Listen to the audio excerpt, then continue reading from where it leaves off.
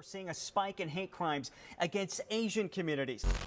The disturbing surge of racist attacks against Asian Americans. Another Asian was attacked in San Francisco. It was a very visceral response. I got very angry because I thought this is now a year of these kinds of things going on. The videos prompting more than 1,000 people to gather over the weekend in the Bay Area to speak out against anti-Asian violence, calling for racial justice. We should not be afraid to go out of our homes, but some turn to hiring bodyguards or patrol units to keep communities safe.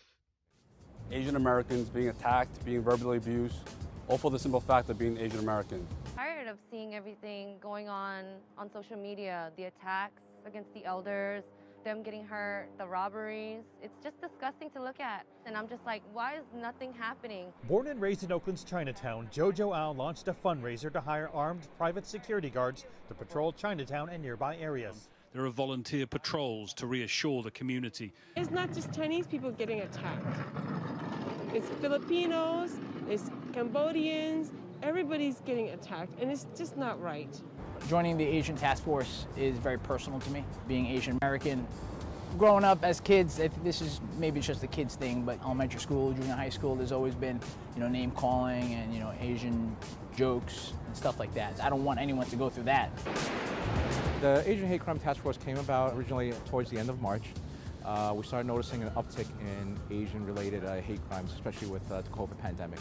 Asian Americans being attacked, being verbally abused, all for the simple fact of being Asian American. Early on into the COVID crisis, we took 8 anti-Asian COVID-related cases. 6 of them were quick arrests and done well and prosecuted well. The other 2 would not speak with us. The victims were reluctant to come forward. That's where we saw the problem. Victims weren't answering the door for us, they weren't answering the phone, they weren't answering emails and Twitter accounts. They're afraid of getting involved with any type of law enforcement, maybe their past experience or either the language barrier that's there.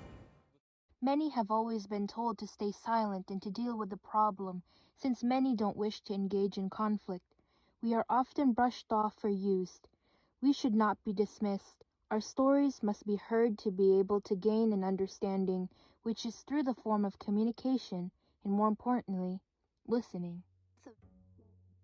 Hi, my name is Yune Kim, and I'm the owner of Yune Kim. Yeah.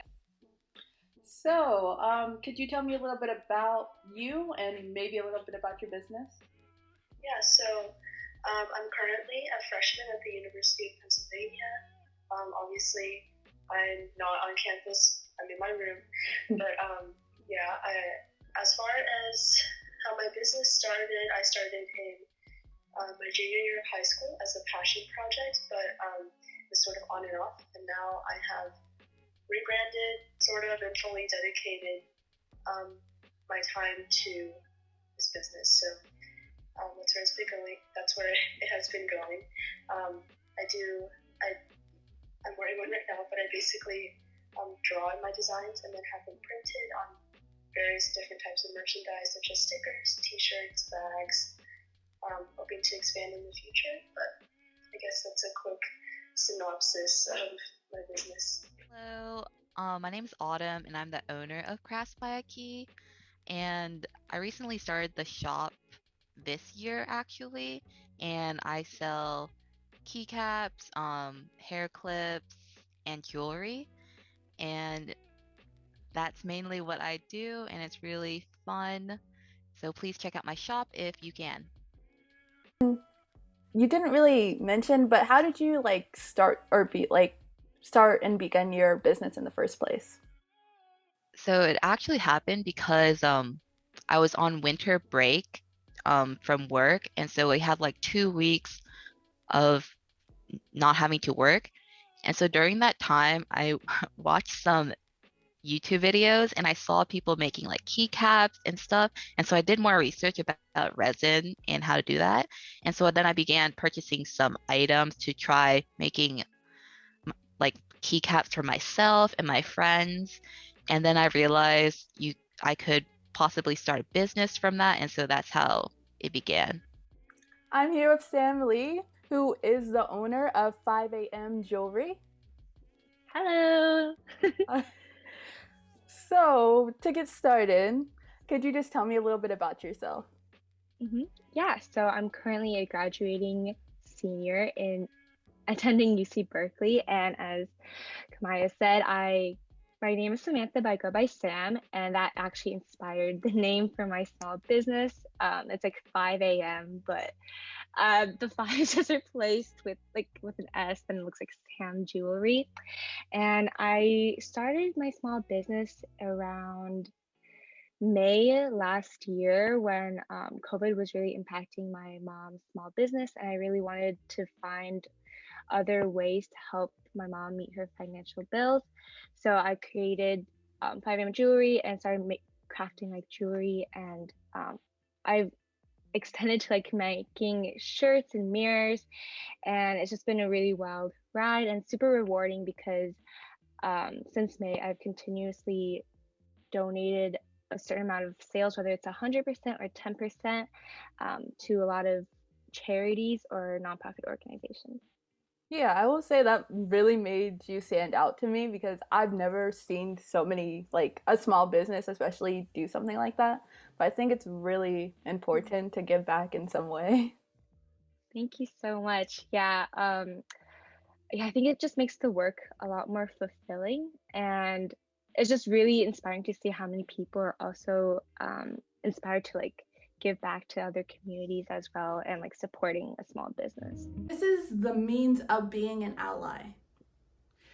Being an ally allows you to hear other stories from different perspectives of people in different minorities, and to stop invalidating feelings that a person may feel that you did not understand the situation. Rather, this is an opportunity for you to learn, to advance your knowledge on microaggressions, racism that another group may face. It is not in the means of saying one person is more oppressed than another group. It is rather to connect us in the fight of raising against racism. Because racism will not stop if we focus on one defining group of people. Rather, it will focus on hearing many stories, so then we can go at it with different ideas and how we approach different situations with friends or just people that we see every day. So, this is a very vague question, but have you experienced racism? I mean, like in elementary school, I guess you learn about racism, but you don't learn it in depth.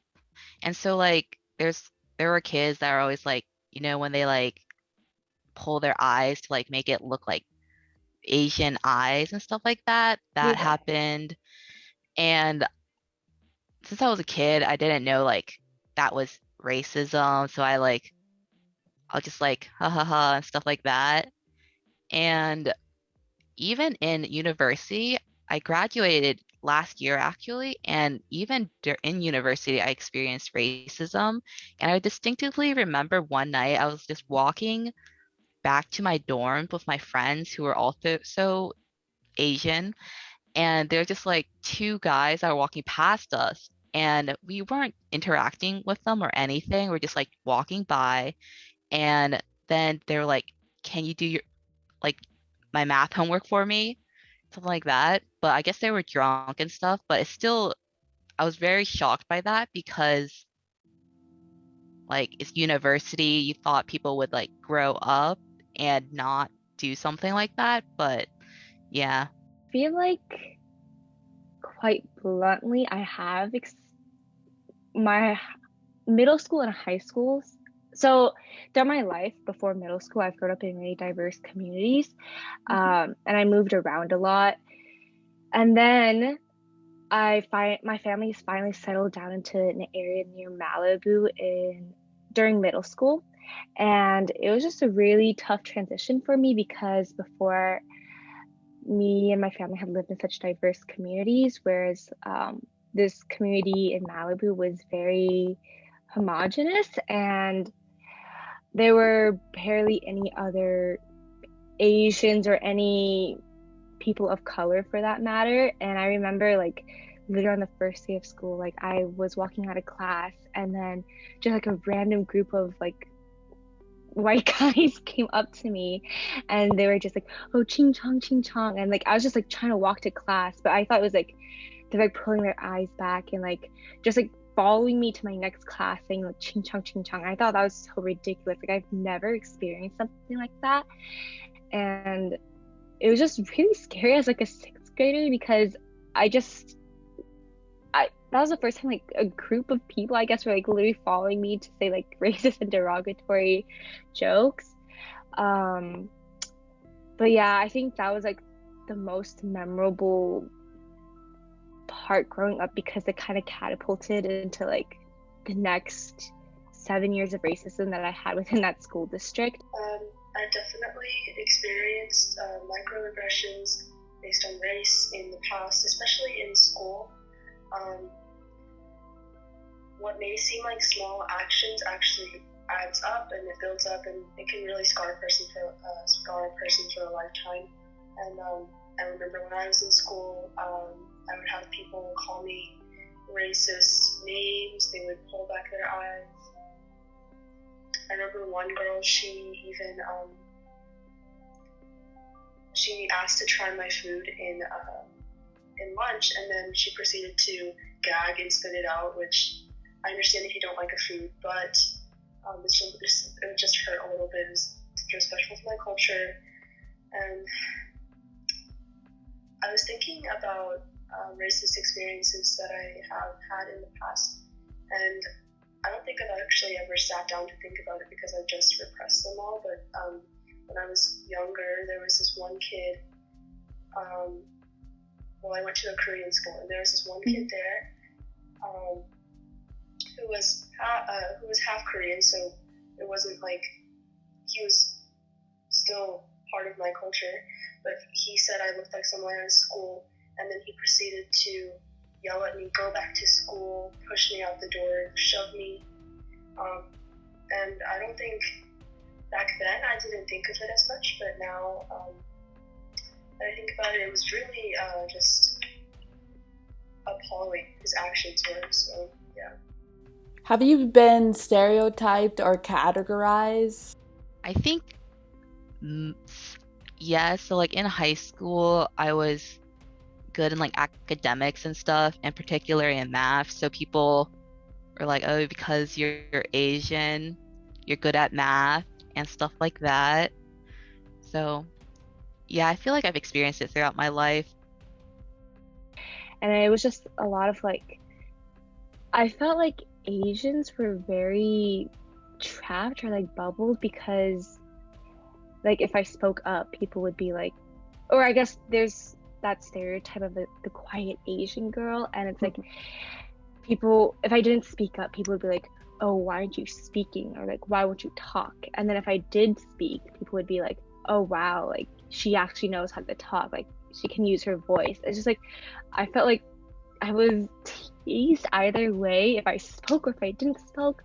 Or it's like the same with like academics. Like if you were smart and you were like the only Asian in the group, like people literally just could be like, okay, you handle everything, like you care about this the most, like you're Asian, you care about grades the most, you'll get us a good grade. And like they would heavily rely on me, but like I hated that. And if I acted dumb, then they would be like, oh wow, so like you're like a failed Asian, like you're not that smart. It's just like I felt like it was like a lose situation based on like the stereotypes that Asians had.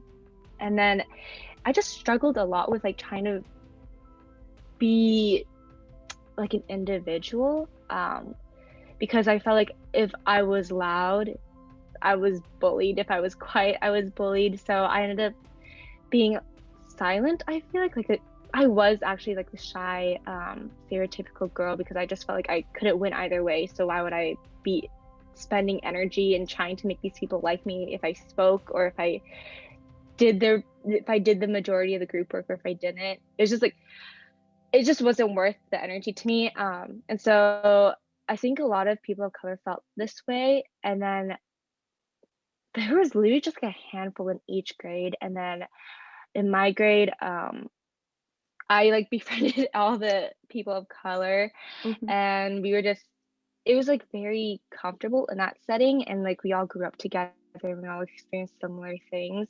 So I'm really grateful that I at least found like a community there. But we were like a very small minority in like a majority white school. So I did struggle a lot in trying to find like my individual personality, because I feel like we were like so muted, or if we tried to be individualistic, it was that strayed away from like the stereotypical norms. People would tease us. So I feel like we did very well, or tried our best to like blend in.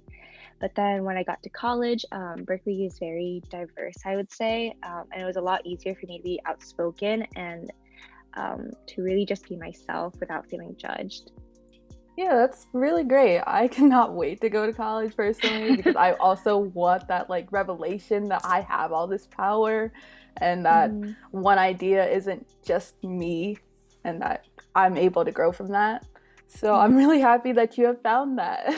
Of course. Yeah, college is very different from high school. I feel like high school is so cliquey, and in college, like there's like thousands of other people that you can get along with. So it's a lot better.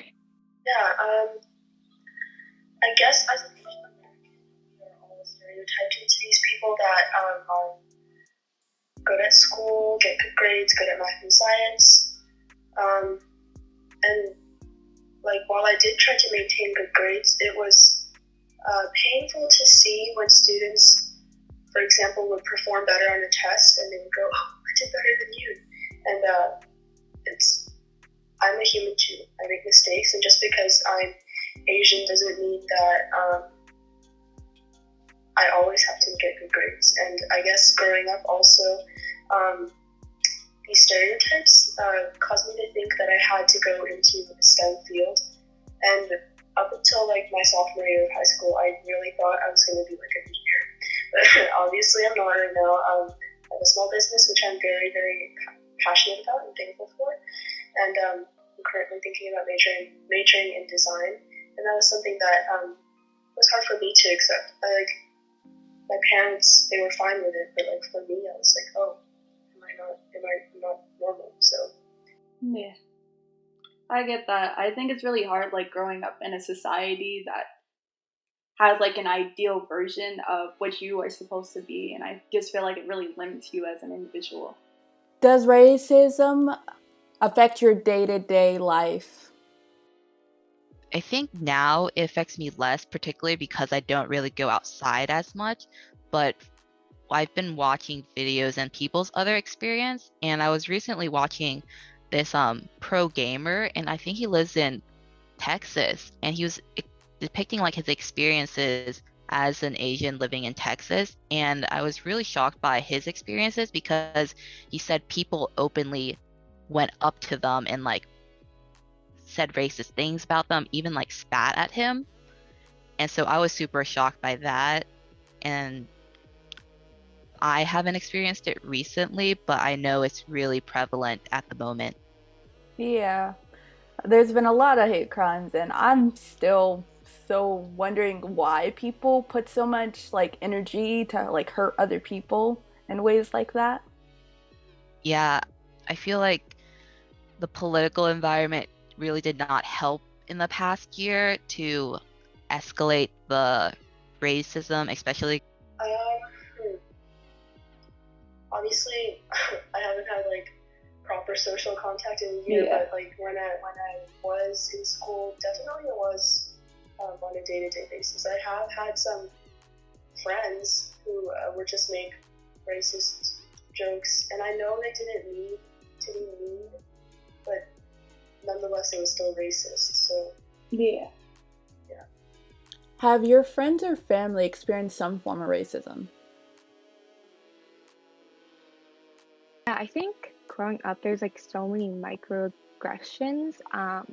So I guess specifically with my friends, or like even me included, like our teachers, like I feel like Asians don't all look alike, but our teachers would like get our, like it was only the Asians, like they would get our names mixed up all the time, or they would mix up people who don't look alike literally at all, because I feel like they didn't care to know our names, or I don't really know what was happening, but I feel like they would always mix up the Asian names.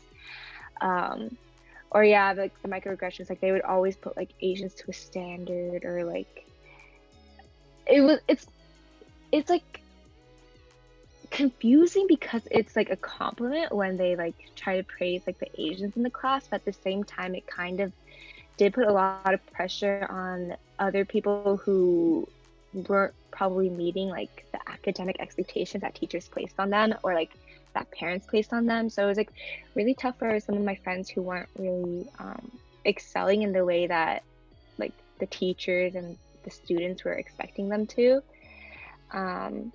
And then my parents, I feel like people are, so my mom owns like a spa, or throughout my life she's opened like a lot of small businesses, mainly like spas or salons or like for nails and skincare. And I feel like I would stay at her spas or salons a lot to like help her out when it was really busy because she couldn't like afford a receptionist. So she was like doing everything on her own. And so me and my sister would try to help her out. But yeah, I feel like a lot of people were super derogatory, or like they would like purposely like speak slower, or like if they were upset, like they'd be very condescending and be like, oh, do you understand what I'm saying? Like deliberately like, slowing down all of their words. And it's like, she literally knows what you're saying and she knows exactly like what the conversation is about, but they make it seem like just because you don't look like the standard American, like you don't understand the language, even though my family's been living here for like over 20 years. So it's just like upsetting to see that growing up too, because yeah, again, I think that was mostly in like really the homogenous communities, and like in the diverse communities, like I feel like I never witnessed that kind of like aggression towards my mother. But yeah, it was mostly when we moved out to like Malibu and she opened up like a salon and spa in those areas. Unfortunately, yes. But I think as growing up as an Asian American, it's something that everyone experiences, and that's just the sad truth. But fortunately, it hasn't gotten to the point where people have been violent towards my friends and family, which I'm thankful for, obviously. Do you think your business has been benefited by the pandemic by chance?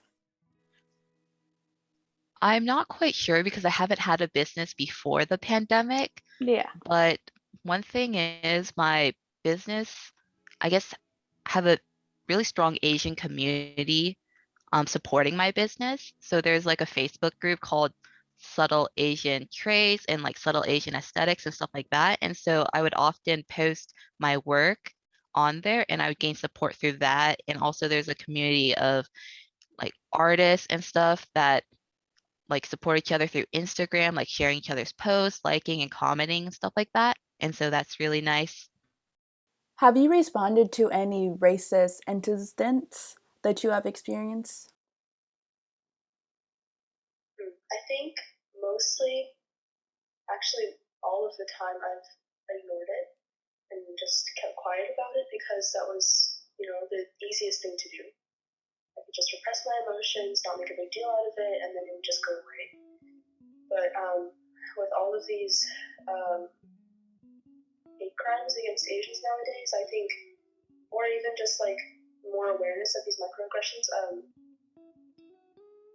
normalizing it and ignoring these actions instead of speaking up against them actually allows people to continue to do them, in my opinion. So I did repress it in the past, but now it is the time and age to call everyone out. I think most recently, upon reflecting about like what's been happening in the AAPI community, me and my friends from high school, we would talk about a lot of like the microaggressions that would happen in high school, or a lot of things that we were like, well, that was super messed up. Like, why did we let that slide? Or just like a lot of instances where we realized like Asians were they were treated so poorly at my school district in high school and middle school that I feel like back then we thought it was like okay because that's what we were used to. But then, yeah, reflecting on it now, when we're out of that bubble, it's like I feel like a lot of us have felt like angry or more passionate to make sure that this community is helped and that like our family members or our friends are protected and safe, regardless of whether it's like microaggressions or yeah, these awful hate crimes. I think we've really been impassioned by our past experiences in like high school to really make sure it doesn't happen to anyone else or try to reduce or bring awareness to the issue. Yeah, I thought that was really interesting, and I really do love your designs. And so, do you have like any inspiration, like oh, you could like go to a beach or something? Like, what are your inspirations in smaller tests, I guess? I don't think I draw a lot of my inspiration from Pinterest. Obviously, it's like the holy grail of artists. Yeah. And yeah, I think my creative sprints, they come in like really like short chunks of time, and so I get these like really long creative blocks, and then all of a sudden I like think of something, and it's not something like specific that inspires me. I think it's an accumulation of like content consumption and just thinking about designs that people would like. And when I first made this design, I actually thought about not releasing it because I'm not a big fan of frogs. Yeah. And somehow this design got me a lot of growth, which I'm really thankful for. Yeah, some people say that like your fear attracts your like likeness, so that might have been the thing that happened. A lot of my designs are inspired by like Asian like art and stuff like that, especially some earrings that like there's a mountain earring and like koi fish and waves. And so those are inspired by either scenes from paintings or like from my travels. And then especially during Chinese New Year, I made a pair of earrings that resembled Chinese like I guess good fortune symbols that you just place in your house. And so I was very inspired by my Asian roots, particularly during. And what do you see as like the future of your business? Like, do you think you'll branch out to having like ambassadors or anything? I want to in the future, but I'm not quite sure now because I'm the person that does everything. Yeah. And I don't know if that would be too much for me to handle in the future, but I'll see. I'll definitely look into it. For 5am, I really enjoy making jewelry, or like I really like doing arts and crafts. I think it's a great way to stress relief. And so I'll definitely still continue doing 5am. But yeah, I think the most rewarding part for me has been like able to like research into all of the different organizations that I've been supporting or like helping bring awareness, as more people like follow the account and are like willing to share my art with me. I don't anticipate it like going like super big or anything. I think it's just definitely like growing as I do just post more content, and I think it is something that I will have for a long time just because I think art is always has and always will be a part of my life. So yeah, I don't anticipate it becoming like my full-time thing, but I definitely really do enjoy it, and all the people that I've met along with. I would say like with social media, it's really hard to talk about like the hate crimes and really just all these different circumstances when there has been hate within different minority groups or just people in general. Because like say like you see someone like getting murdered, for example, it's very it builds up a lot of trauma is what I'm basically trying to say. And I just think it is so hard to like stay on so much social media consistently. So do you have any like experience when you just separated yourself, for example? Yeah, I feel like social media, I feel like this past year it's been such a catalyst for a lot of movements and bringing awareness to so many important issues. But yeah, it is kind of like exhausting to see like how disappointing the world is, but it's also inspiring to see like the type of change and awareness that people are willing to speak about and bring to their platforms. So it's, I don't know, I like to stay informed, but at the same time, it is exhausting. Yeah, so there are definitely times where I just like don't want to look at my phone or like read these articles or like watch like these really terrifying videos. But yeah, in the end, I do have to like go back and become aware and educated of all of these things, even though it is like really overwhelming at times. But yeah, I think the best way to cope with it is probably, yeah, taking that social media break for a day and really reflecting on what's happening or like talking to others instead of, I think with social media, you're like receiving so much that it like builds up, and it's really important to like release it through like conversations with other people instead of just receiving all of this like horrifying information, I think. But yeah, I talking to others and like taking that social media break is really helpful for me. Yeah. And I will say personally, like when it comes to my friends, I feel like I have experienced racism, but sometimes I feel like I live in this like information world where I might not notice it if it's around my friends, or like it just seems like different comments can come off in different ways, and I think it is the society that allows like the problems to keep happening, but I feel like there's still not enough support for it to be like such a big change, and I think that's really sad about the world. Yeah, it's tough unless people are truly aware or educated and able to share that like sympathy or even empathy with people who have been experiencing racism. But yeah, I think a lot of people are doing a good job in trying to understand if whether they are people of color or not. So I think that's definitely a stepping stone compared to the past like decade. So I think there's a positive outlook in that, I guess. Somewhat personal questions about the business owners. So, I was looking at your business and I know that you guys have a blog. So would you like to go in detail about that a little bit? Yeah, so when I first started my business, I was like, oh, okay, I want to open a website where I can manage all of my products, but also have a blog where I can create a community. And at first it was just me posting, which got to a point where I was running out of things to write about, and I just couldn't keep doing that. And so then I asked a few of my friends if they wanted to be blog writers, and now I have opened up the blog to anyone who wants to contribute.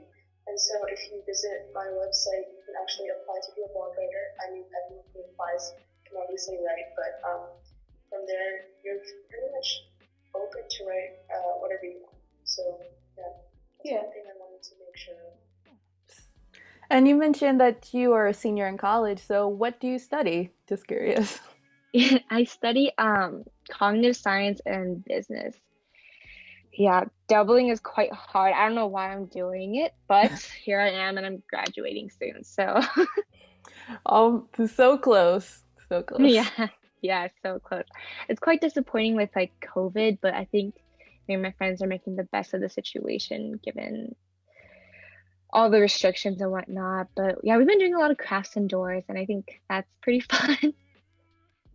Do you have any new designs that you are working on by chance? I've actually grabbed some fabric that had like Asian style print, particularly like the prints they would use for like Japanese like kimonos and stuff. And I was thinking of making hair accessories from those, like maybe like hair ties and stuff like that, or incorporating them into earring designs as well. So look forward to that in the future. Do you ever get like comments per se that sort of like ask you like things that are not really appropriate in different circumstances, I guess before applying it to my own life, growing up, I have seen like a lot of like Asians, like media or movies, portrayed as like a sexy, exotic, like animal, or like it's just like not like a human, more like literally like I feel like they feel like leopards or something, and it's just like pretty gross. But yeah, it's disgusting and awful, and it's kind of upsetting that those are like the only times where Asians are actually kind of portrayed in like any form of media. It's like when they are sexualized, and it's pretty upsetting. And yeah, I think relative to my own personal life, people have made some like pretty inappropriate comments, I guess, but they're never like, or I know a lot of my friends have experienced from more like people their age or maybe a little older, but I feel like the comments I've received are like from really weird, like older guys, older men, or just like through DMs, and that's just like pretty disgusting. And it's upsetting that Asians are so hypersexualized, and I just hope that there's more exposure and I guess Asian characters in like media or like pop culture than like the exotic, hot Asian prize, or like the super nerdy Asian. Like I feel like there's no medium. So I hope that in like movies or TV shows that they have more of like an expansive depiction of what Asians are, because they're literally just like everyone else. And it's not like a sexy leopard or like the super nerdy guy. There's like everyone in between. So yeah. I think like with Hollywood, I think they allow creativity to come through like people of non-color or people that are non-people of color. And I think it's really saddening because there's different ways like you can portray people like through their cultures or just traditions that they have, and it would just give characters such more of an element of likeness to humans and us, I guess.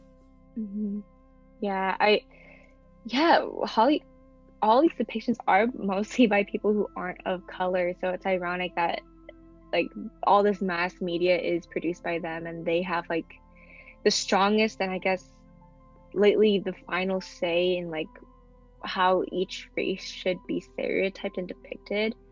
But it's so important, I think, to have diversity in like literally every industry, because otherwise, I mean, there's a decreased productivity or efficiency if there are less diverse thoughts. I think it helps everyone, and I think it's ridiculous that still there isn't much diversity in like a lot of workplaces, but hopefully it's something that people are becoming more aware of and stressing the importance of. Personal and business shoutouts. I just shout out to all my supporters, especially people that have supported my shop from the beginning, and all my friends that were my first customers, and like just the community of artists that support each other. It's really amazing. Well, I want to thank you so much for being in this interview with me, and I really hope this all turns out. Thank you. Thank you for reaching out to me. And I know it must have been like hard to just randomly reach out to people, but I really appreciate it, and I appreciate what you're doing, and I hope to see the documentary in the future. Yeah. Okay, I would like to shout out, I guess like a personal shout out would be to my twin sister, because she helped me so much, like with all the pictures or running my Instagram or like helping me package. She does that for me all the time. And also my family for being so supportive. I feel like at home when I first started this business, like I completely trashed our living room. Like it was full of like boxes and like beads and jewelry. So I appreciate their patience with me. And just a shout out to like all of my friends on Instagram, whether I know them in real life or purely through the business. I think it's been so rewarding to meet like all of these inspiring people, or like such kind people, I feel like, that are really motivated and inspired to help change the world. And I just want to do a shout out to everyone who supported me. And I don't want to name specifics because I feel like there's so many, but yeah, whether someone literally just likes a post or like buys from me, I really appreciate it because every single thing or action I see through my phone, and it really just brightens my day because I literally started from like 0 followers and now I feel like I've grown to have such a larger community. So it's really fun. Yeah, definitely. So my business is Iniko, INCCO. You can visit my website at www.iniko.com. My Instagram is also at Iniko, and we're donating 10% of proceeds to Stop AAPI Hate. Stop AAPI Hate. Yeah. And last month we were able to donate around $250, and I want to match that goal. We're going to exceed that goal this month as well. So. Of May is Asian Pacific Islander Month.